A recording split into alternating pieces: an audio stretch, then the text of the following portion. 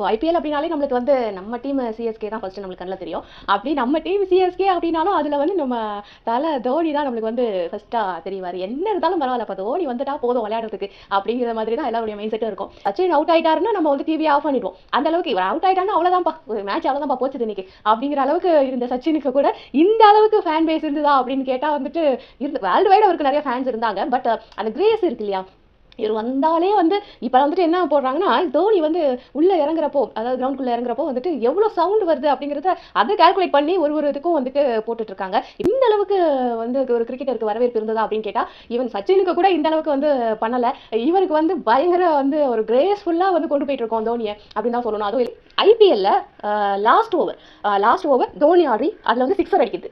இது வந்து ஒரு பெரிய ஒரு காம்பினேஷனாக ஐபிஎல்ல பார்க்கப்படுது. அது என்ன மேட்சாக இருக்கட்டும், யார் கூட வேணா இருக்கட்டும், தோனி வந்து அந்த கடைசி ஓவரில் விளையாடுறாரா, அந்த கடைசி பந்து அவர் அட்டன் பண்ணுறாரா,